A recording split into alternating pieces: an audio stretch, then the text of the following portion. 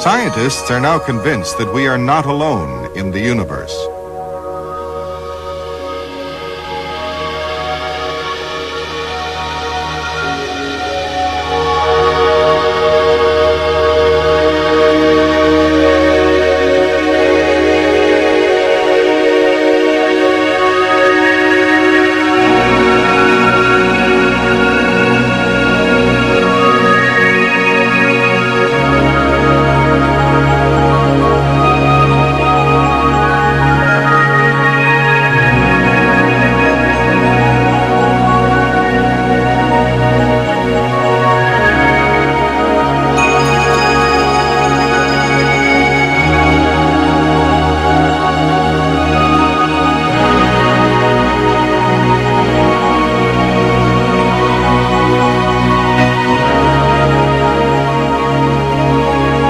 The UFO phenomenon provides crucial evidence to support this claim.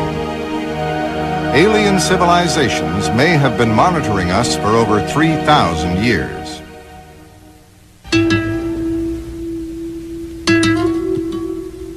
This Egyptian papyrus describes a luminous display which startled the armies of Thutmose III.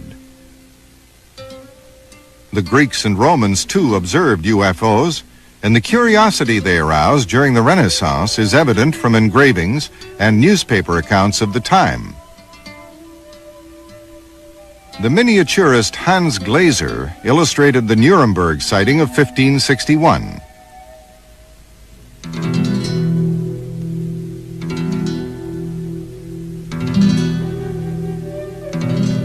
Five years later, the Basel Gazette reported that at the hour of sunrise, many big black balls were seen in the air, traveling at great speeds toward the sun, then crashing into one another as if they were fighting. A great number of them became red and inflamed before being extinguished. Closer to the 20th century, we find more specific accounts of weird airships, but not until 1947 was the popular term of flying saucer coined, when Kenneth Arnold asserted that the fantastic phenomena he had witnessed must be manufactured objects from outer space.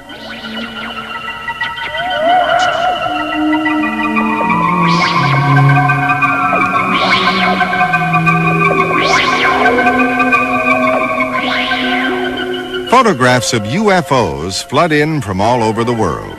Many are hoaxes, like this picture of a hubcap. But the public is on the verge of panic. The U.S. Air Force instigates a commission of inquiry, Project Blue Book. A bulky report is published. Its conclusion? The UFO phenomenon is not worthy of scientific investigation.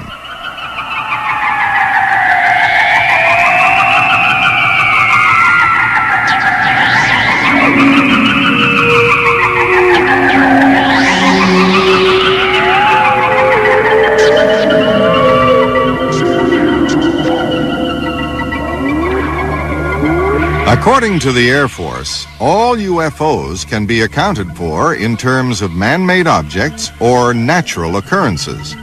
A lenticular cloud can look like a flying saucer.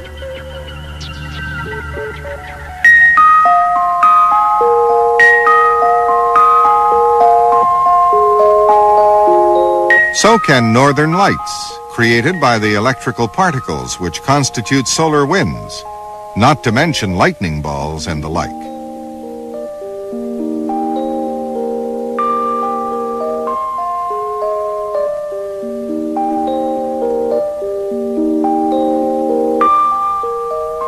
Our sky is crisscrossed continually with aircraft, weather balloons, space research devices, barium clouds.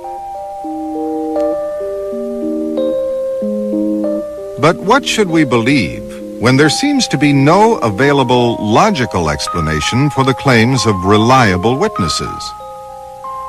This is the question Dr. J. Allen Hynek began to ask himself. Dr. Hynek is an astronomer. While acting in his official capacity as scientific advisor to the U.S. Air Force, he found himself obliged to revise his attitude to UFOs drastically.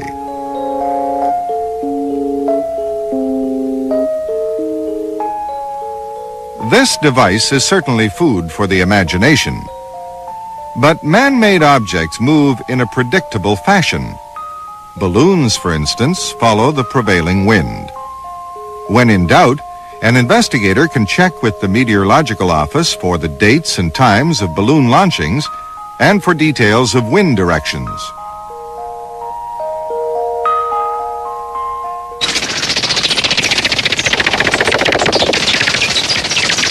More recently, space rockets have begun to make spectacular re-entries into the atmosphere. Obviously, it is not hard to be fooled. Yet, there remain a good 100,000 reports of UFO sightings which continue to baffle scientists.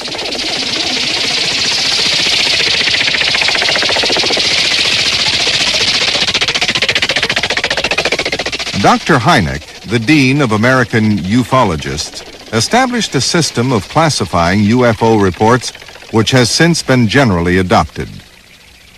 Firstly, we have UFOs observed from far away.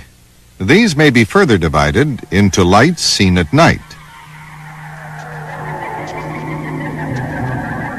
objects which have been detected by radar as well as being observed by one or more witnesses, and discs seen during the day.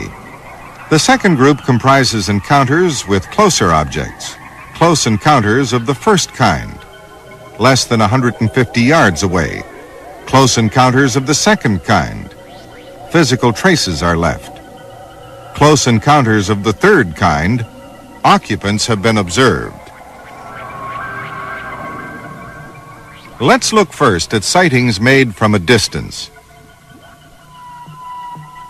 Here is a good example of a daylight disk photographed by Mr. and Mrs. Trent in 1950. Dr. Hynek's method of analysis gives predominance to sightings corroborated by more than one witness. The documents which you will see now were almost all confirmed by several observers, sometimes completely independent of one another. A strikingly similar UFO was snapped in 1954 by a French pilot. This film is a classic of its kind.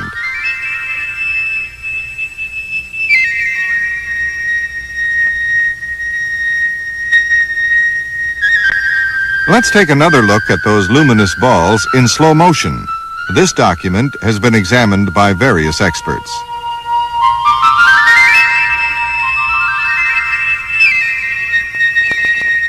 Their carefully weighed conclusion is that the shining spheres could not possibly be aircraft reflecting the sun, nor any other known objects.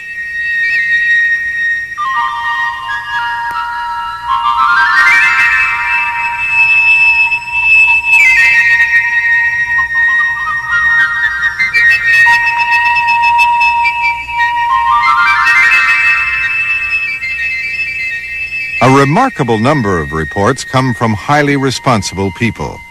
In this case, several air traffic controllers observed a nocturnal light through binoculars. It proceeded to split in two and then to perform aerial acrobatics, apparently oblivious to the strong wind which was blowing. Other UFO witnesses include radar technicians, pilots, police and army officers, astronauts and scientists, even astronomers.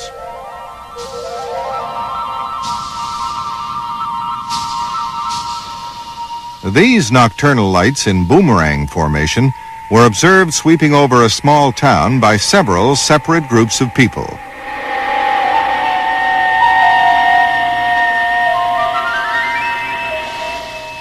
Here's another film from the wave of flying saucer sightings which continued through the 1950s.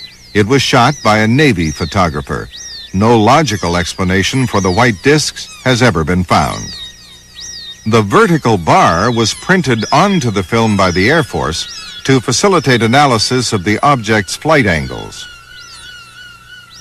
The Air Force added these views of seagulls as an explanation, yet the sunlight flickers violently on the wings of the birds, and the flight patterns have little in common. the comparison does not help us to identify the phenomenon.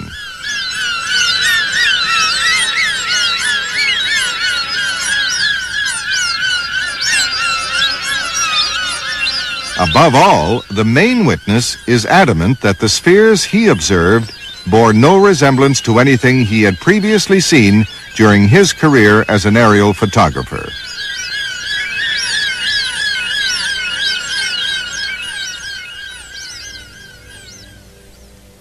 This frame is all that remains of a film shot by Corporal Ralph Mayer and confiscated by the Air Force.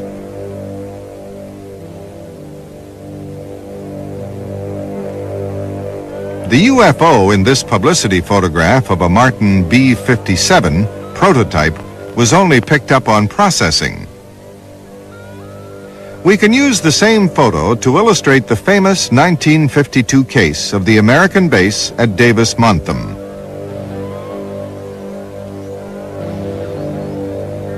Two bright discs intercepted a B-36 and stayed in formation with it for 20 seconds. The terror-stricken crew requested permission to land immediately. 9 members of base personnel also witnessed the UFOs from the ground.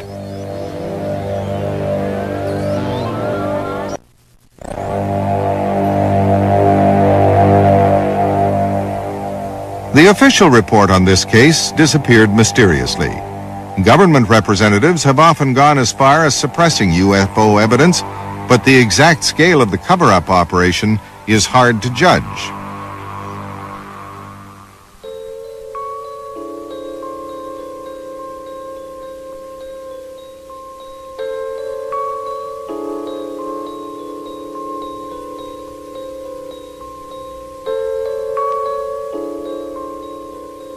This Brazilian Navy vessel was on an oceanographic research mission. 48 witnesses observed the UFO from the deck.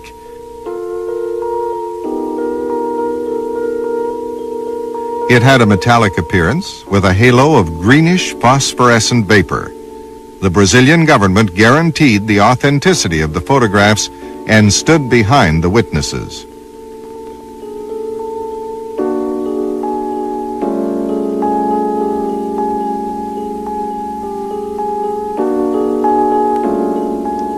People observed this disk in New Mexico. The object was also picked up on radar. The number of witnesses is of paramount importance when considering the authenticity of a UFO photograph. When the photographer was on his own, as in this case, we have only his word. According to Rex Heflin, the dome left behind a ring of smoke, which he was able to photograph.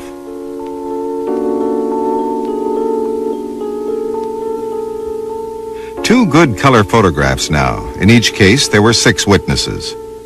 UFOs do not always look like spaceships. The variety of shapes, colors, and textures is extraordinary. The pulsating lights illustrated in this animation sequence suggest the presence of a strong magnetic field. Many researchers consider that the propulsion system of UFOs may be linked to their ability to create an electromagnetic field.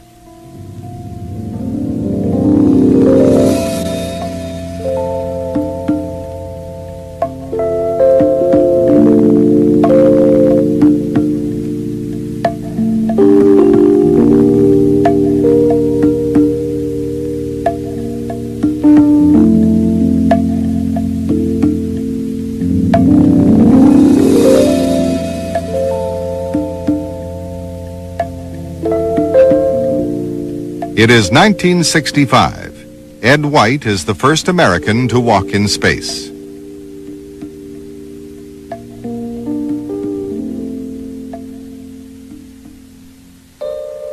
During the space program, many photographs of UFOs were taken.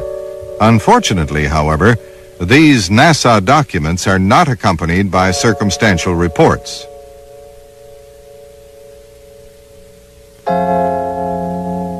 Astronauts Jim McDivitt, Frank Borman, and Neil Armstrong openly claimed that they had seen UFOs in space, as well as several others, including Russian cosmonauts.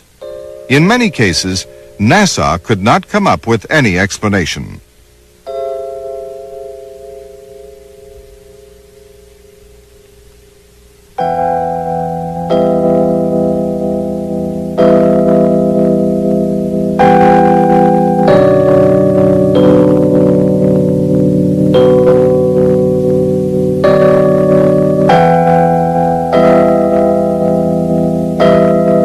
Also in 1965, a Canadian Film Board crew happened to be on the spot when this mysterious object appeared in the sky.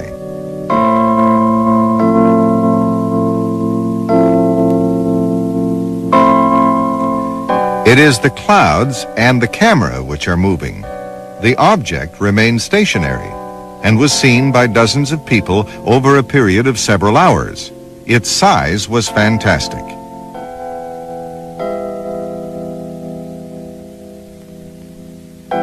Nobody has been able to identify it.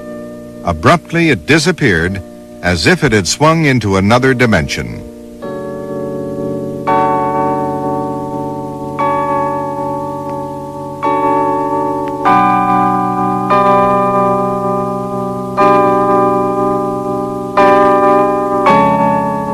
We are still in the Canadian West.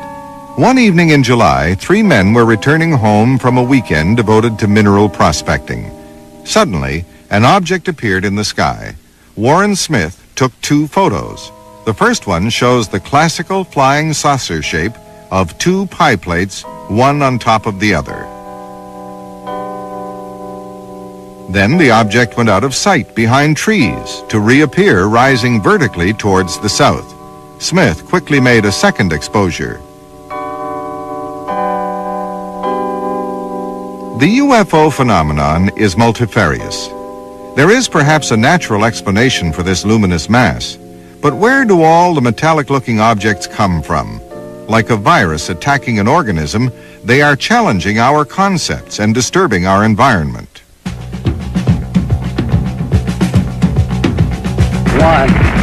0, all engine running. Liftoff. We have a liftoff. 32 minutes past the hour. Liftoff on Apollo 11. Roger, we got a roll from Tower cleared. Roger, roll.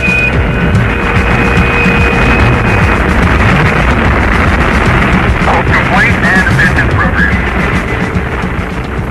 In 1969, the American government put an end to its Project Blue Book. In this year, too, man made an old dream a reality. On July 20th, in the course of the longest night, 3 lone men cut the umbilical cord linking us to Mother Earth for the first time. But walking on the moon was only a beginning. Probes have since visited other planets, and one day we will explore other stars. Maybe other intelligent beings have already responded to the same urge. We know that some planetary systems are millions of years older than ours. Perhaps the galaxy has already been colonized by means of a technology infinitely more advanced than our own. Interstellar traffic may be heavier than today's air traffic over the United States.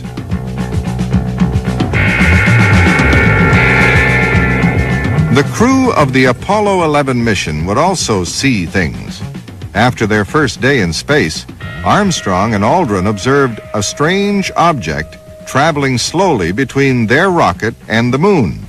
It was huge and L-shaped, but no photograph of it has been published.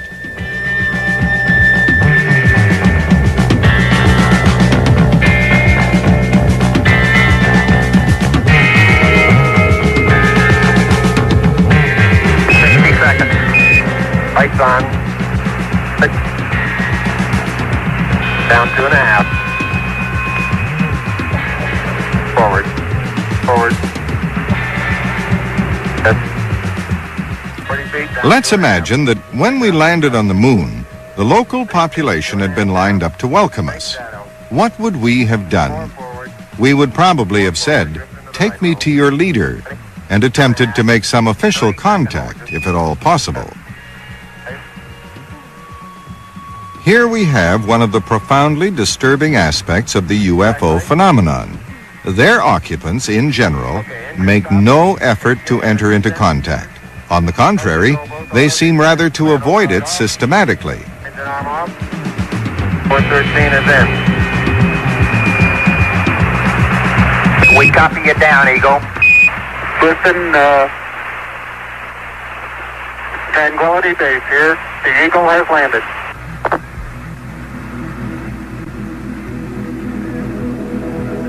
I'm going to step off the limb now.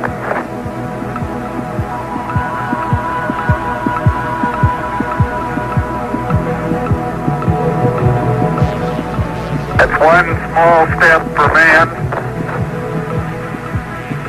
one giant leap for mankind.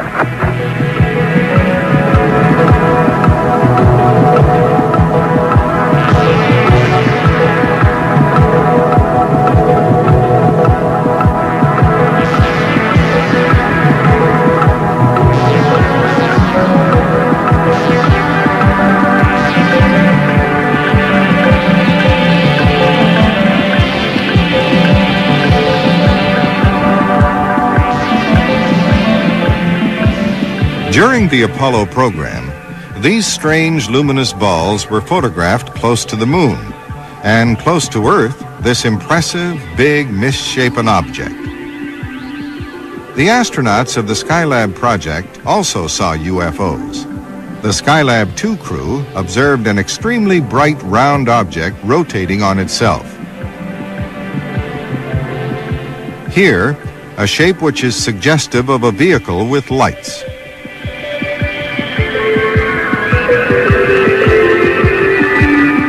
In the 70s now, in Montreal, Michel Imbeau saw this squadron of lights over the St. Lawrence. This object projected truncated shafts of light, frequently observed elsewhere as well. The shafts of light have the amazing capacity to lengthen and retract at a rate visible to the human eye.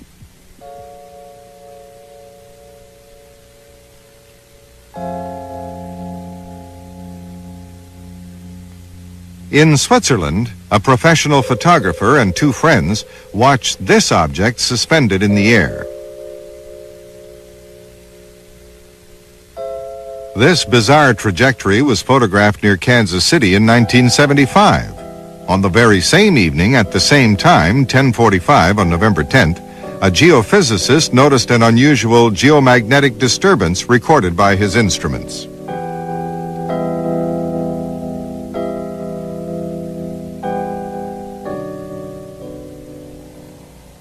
Let's take a look now at two exceptional documents. First, a film shot in California from a helicopter by a professional cameraman filming coastal scenes. It lasts only 12 seconds.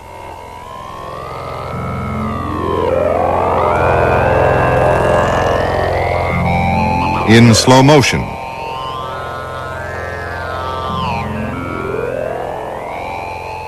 What can this silvery metallic object be? Its superstructure bathed in sunlight, moving at a speed of 160 miles per hour. It is not a balloon, and quite obviously not a cloud.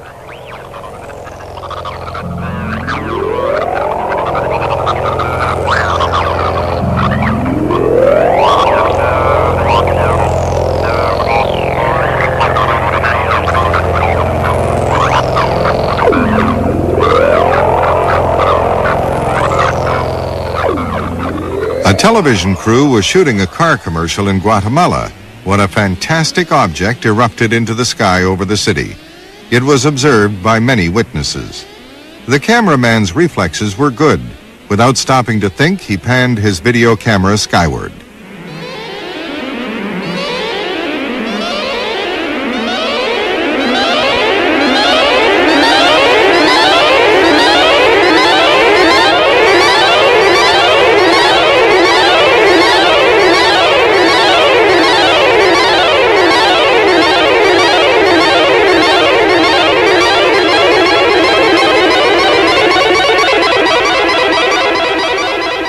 In this remarkable document, a fantastic happening explodes the routine of daily life with spectacular unexpectedness. Stunned, unable to believe their eyes, passers-by in the busy streets of Guatemala's capital city craned their necks for a last glimpse of the UFO. Here it is again in slow motion. The original videotape was transferred to 16mm film, which accounts for the flickering lines in the picture.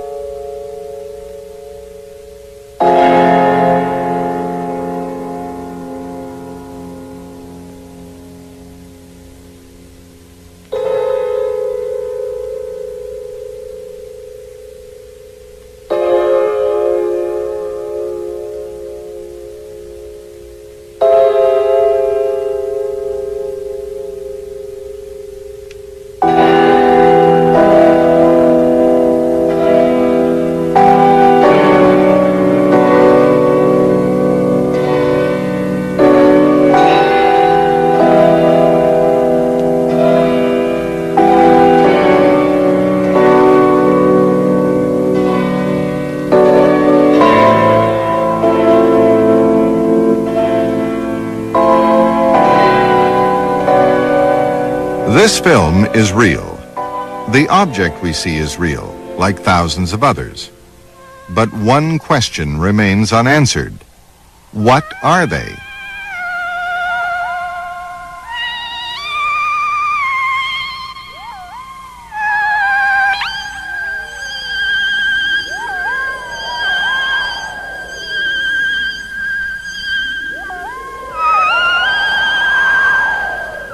Are UFOs reconnaissance missions from intelligent civilizations of extraterrestrial origin? Or are they the product of some higher plane of reality, hitherto unsuspected by science? Are they some kind of psychic feedback of our own unconscious?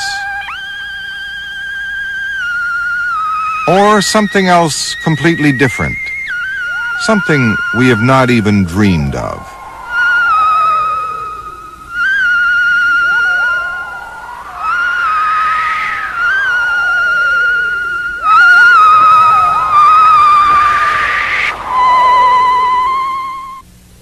Close encounters of the second kind occur when the UFO leaves some physical evidence on the environment.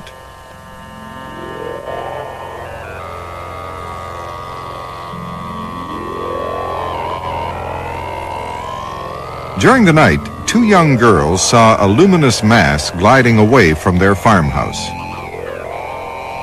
The next day, the farmer discovered a circle of devastation 40 feet across in his soybean field. It had not been there the previous evening.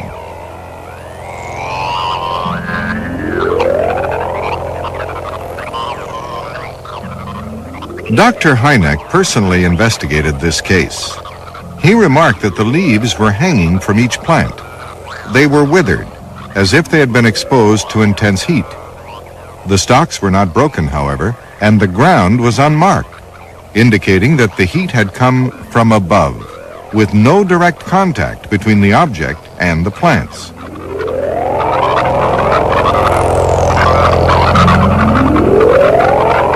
Here we have tangible physical evidence, concrete confirmation of a sighting, which we have missed sorely until now. Sometimes the soil may appear to have been compressed beneath a weight of several tons, or baked by incredibly intense heat. Ted Phillips has collected over 1,000 examples involving the physical effects left by UFOs. They include severe burns inflicted on human beings.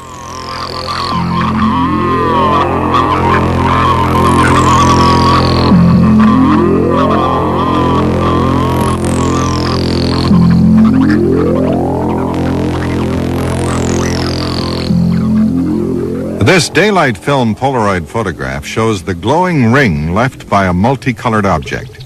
After the fascinated witnesses had touched the circle, they experienced a numbness in their fingers which lasted for several days. The following day, the local sheriff was on the spot and a second photograph was taken. The soil of the ring is dried out in spite of the recent rain, while both within and outside the ring it remains very soggy. A broken branch hangs from a tree. It is brittle, as if it had been dead for a long time, but beneath the bark, the wood is green. 1 month later, the snow is thawing, making the area a marshland. The ring is still dry, as delineated by the unmelted snow. Seeds refuse to grow in it, while the earth around it produces healthy grass. The electron microscope reveals icicle-shaped crystals, hitherto unknown. After 5 metallic dome shapes had been seen rising vertically from a field, 5 rings were photographed by Canadian police. Notice the clockwise rotation.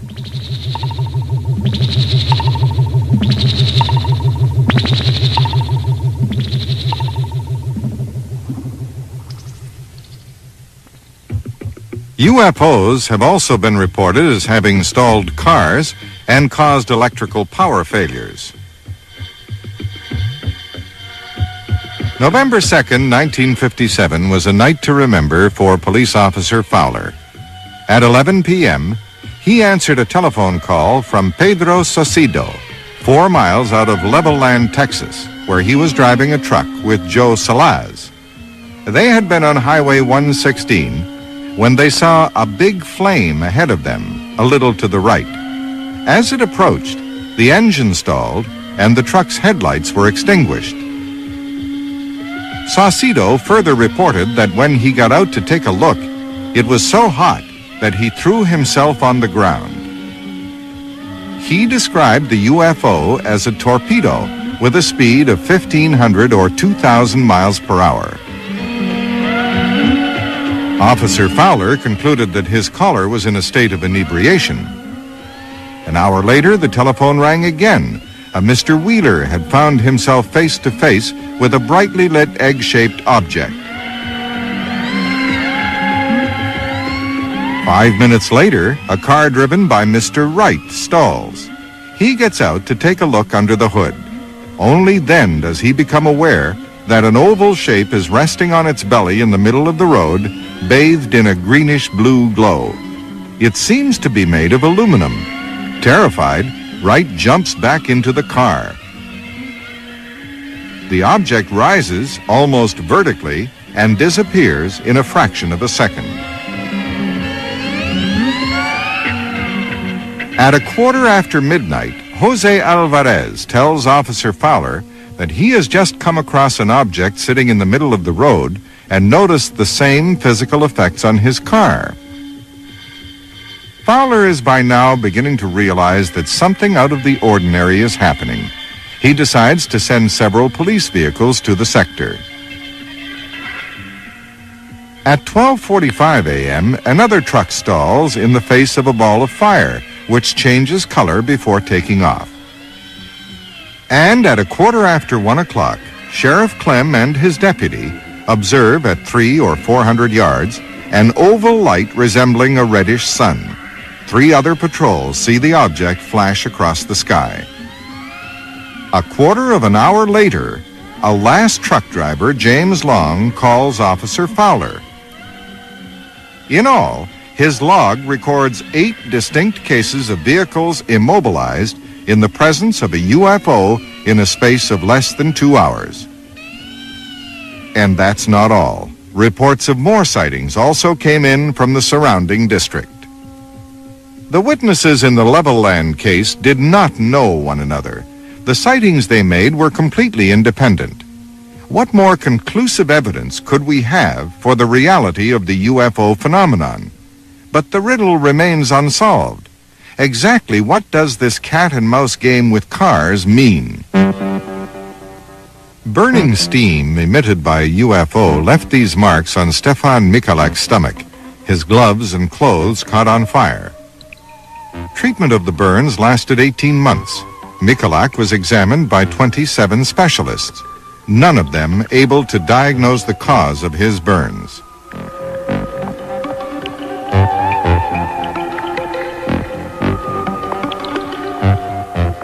In this lavender field in France, a close encounter of the third kind. Farmer Maurice Mas was 30 yards away from a small egg-shaped object. Two small creatures about 3 feet tall were standing in front of a sliding door. When one of them pointed a metallic tube at the witness, he was paralyzed. The humanoids climbed back on board the craft, which promptly disappeared.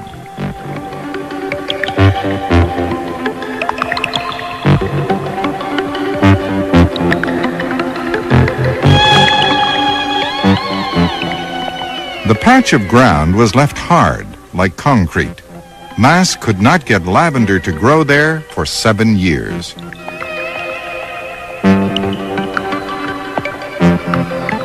During this close encounter of the third kind in Canada, the grass was scorched in 2 places. Just before midday, the witnesses saw what they took to be a tent in their fields. It was a bright yellow dome about 25 yards across. A cube shape emerged from it, and some small creatures moved very busily and rapidly back and forth between the two.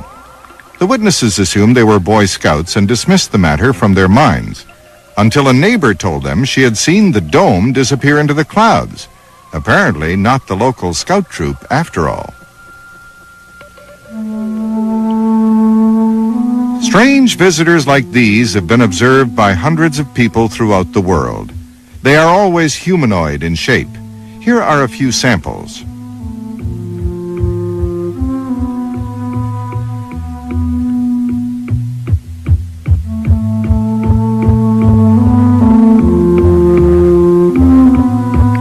Any resemblance between ourselves and creatures from outer space may seem a little hard to swallow at first. We can be sure, at least, that the organic structure of such beings must be essentially the same as our own. That is, based on the carbon atom with water as solvent. The striking similarities between humans and humanoids might also indicate the uniqueness of the DNA molecule as a genetic building block. As a general rule, they are either smaller or taller than us, usually around 4 or 10 feet.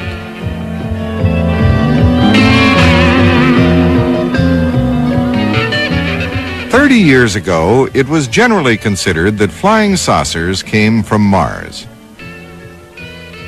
During the last century, Schiaparelli thought he had discovered canals on the surface of the planet. The Mariner programs have destroyed these myths.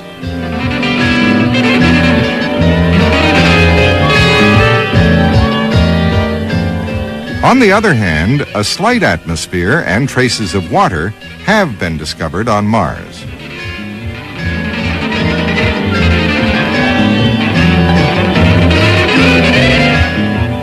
Recent photographs have revealed the geological features of the entire surface of our neighbor.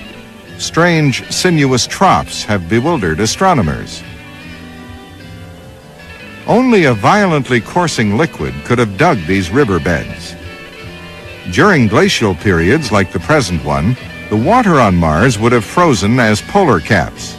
As the planet warmed up, the ice would melt again. Clouds would form to bathe the planet for thousands of years.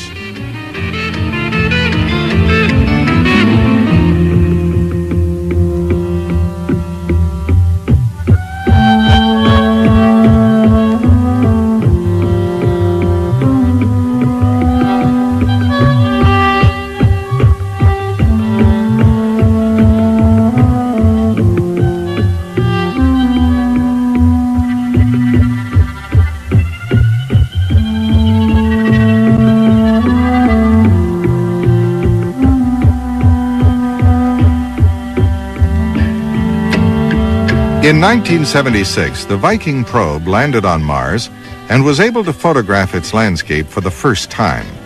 A remote-controlled laboratory is analyzing the soil. The results are not conclusive, but at least they have not disproved the existence of life, as the zone prospected was very poor. In any case, life on Mars or Jupiter would be micro-organic. To find intelligent life, we must look outside our solar system.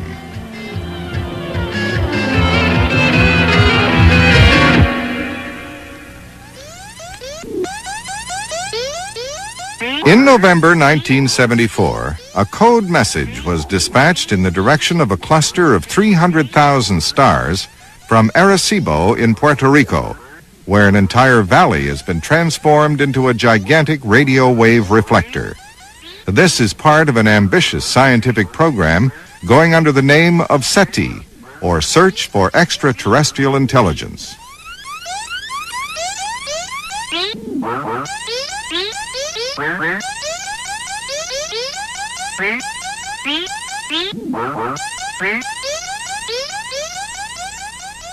Professor Carl Sagan is explaining the contents of another message sent to extraterrestrials, this time via a space probe.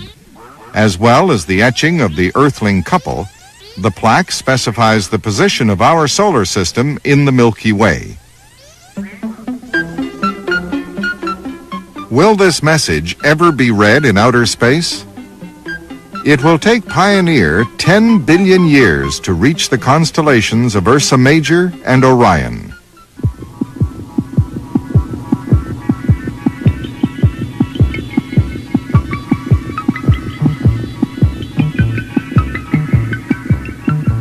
NASA also has plans for vast and expensive programs, like the setting up of radio telescopes on the moon, where there is no atmosphere to disturb messages from other corners of the universe.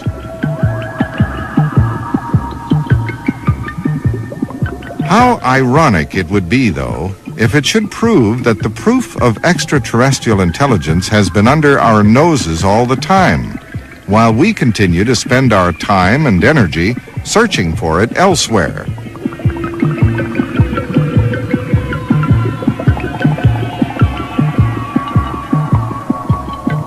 Soon, we shall be out there in the galaxy. Space colonies may be in existence in less than 100 years' time. Gerard O'Neill, a physicist from Princeton, conceived this wheel to accommodate 10,000 people. 1 revolution per minute creates an artificial gravity field.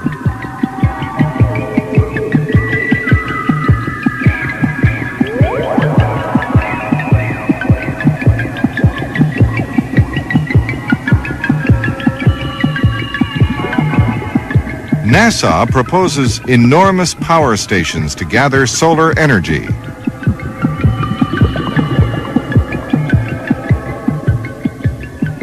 The materials for the colony will be quarried on the moon because of the weak lunar gravity.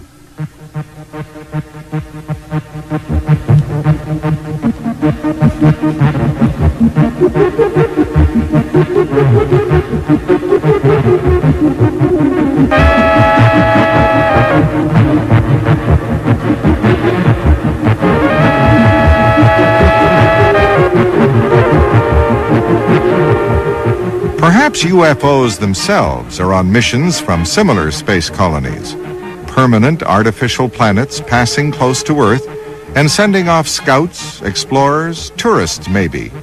We would surely be as curious to them as they are to us. And in fact, cases do exist where communication has been established with occupants of UFOs.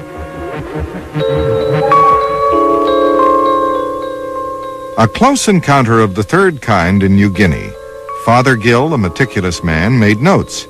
Here are some extracts from his vivid minute-by-minute account of what occurred.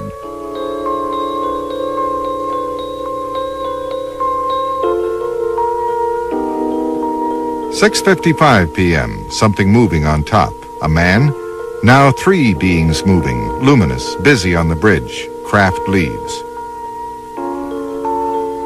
7 p.m., men. 7:04, 1, then 2 again. 7:10 p.m., men appear, also a shaft of blue light. The men gone, the projector still there. 7:20 p.m., projector turned off, men gone. UFO passes through a cloud. 8:28 p.m., sky above lit up, big cloud over Dagora. I saw the UFO high up and called the station people.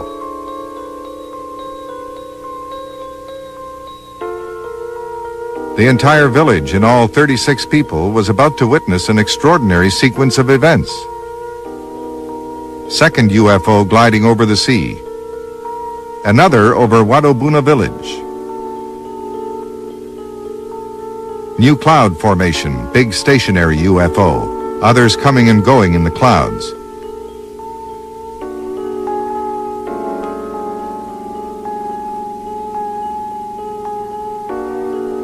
(9:05 p.m. Cloud formation, numbers 2, 3, 4 gone. 10 p.m. still stationary. 10:10 p.m. craft gone again.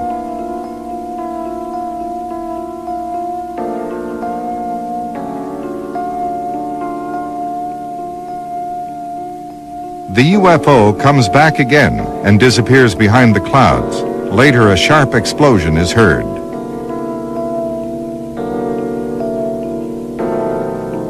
The next day, the thing came down very low. The craft, still bright, was clear, closer.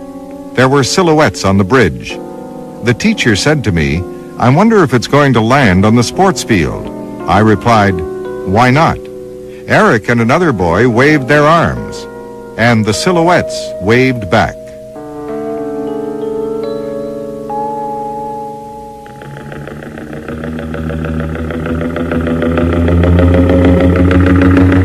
With the story of Betty and Barney Hill, we are on the threshold of a mind-shattering possibility: direct contact with alien beings. Late at night, on their way home from a holiday in Canada, the Hills see a strange light in the sky, as sketched here by Betty Hill. On the same night, in the same area, the phenomenon is spotted by radar. It chases their car and finally lands in front of them. Through his binoculars, Barney can see creatures. One of them looks at him fixedly. Then everything goes hazy in their memory. Later, they come to their senses driving towards Portsmouth. Home again, they realize that their trip has lasted 2 hours more than foreseen. For several months, they will experience physical and mental problems and decide to consult Dr. Simon of Boston, renowned for his cures of amnesiacs.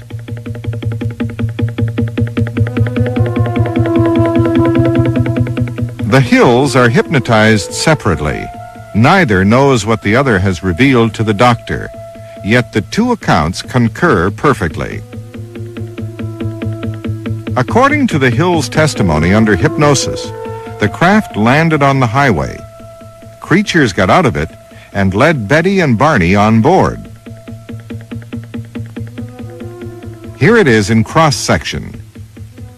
They underwent separate medical examinations. Skin, fingernail, and hair samples were taken.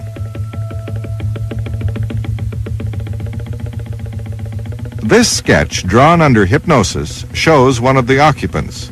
The creatures were smallish and communicated by telepathy. Their eyes were striking, very large and stretching towards the temples. Betty asked the leader where they came from. He then showed her a three-dimensional space chart, which Betty was able to reproduce when requested to do so by Dr. Simon. The leader explained that the multiple lines represented busy routes from one star to another. The single lines were used less frequently, and the dotted lines indicated exploratory routes. A young teacher from Ohio, Marjorie Fish, had the brilliant idea of considering this star map from the point of view of the visitor's base in the lower right-hand corner. Armed with a supply of wooden beads, she began to construct three-dimensional models of the universe, representing stellar systems within a radius of 50 light years.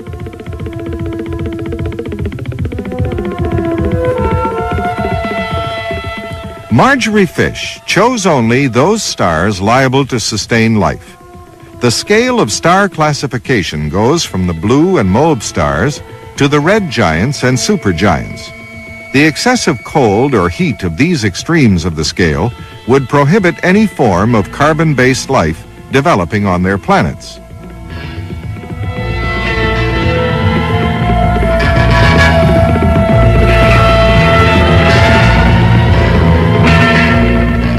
A yellow star, like our sun, has a core about 1 million miles in diameter, dense enough to provoke nuclear combustion with a temperature reaching 9 million degrees centigrade.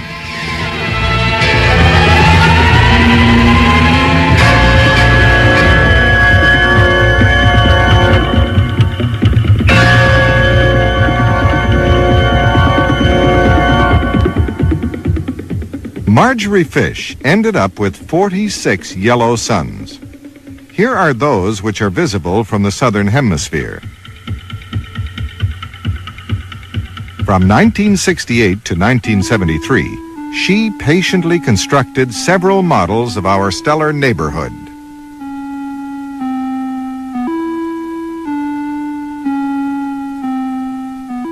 Using data from the Gliese catalog, the most up-to-date astronomical map, a computer can reproduce exactly that area of the Milky Way coinciding with Betty's sketch. Even an astronomer could not have drawn Betty's map when she did it for Dr. Simon, as this area of space had not been carefully charted then. So where did those visitors come from? From a system of twin stars, Zeta 1 and Zeta 2, in the reticular constellation, 25 light years from our sun. All the other stars on the map are capable of sustaining life on their planets. Statistically, the chances of Betty Hill's map attaining this accuracy by pure chance are 1 out of 10,000. The routes followed by Zeta inhabitants appear logical and practical.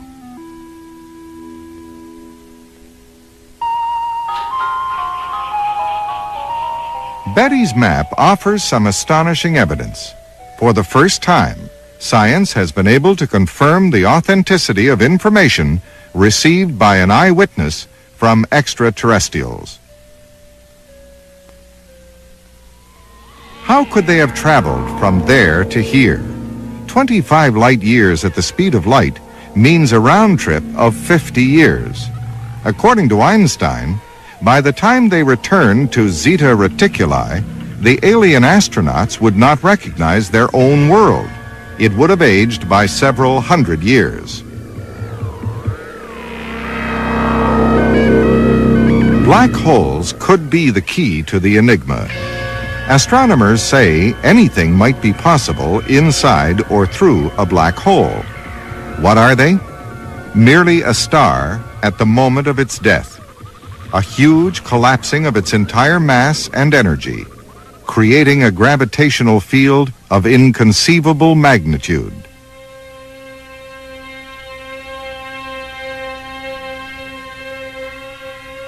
Black holes are monsters on a cosmic scale. Even their own light is swallowed up.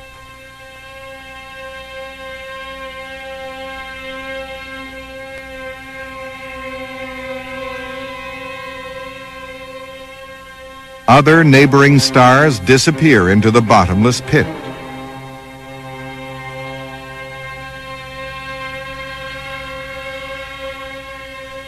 Where does all this matter disappear to? At what speed?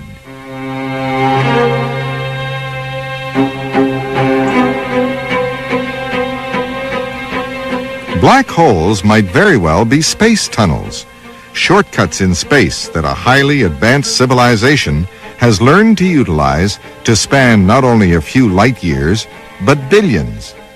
Maybe it is easier to travel to Earth from the ends of the universe than from the nearest stars. Maybe Betty Hill's map can lead us to another galaxy. Maybe.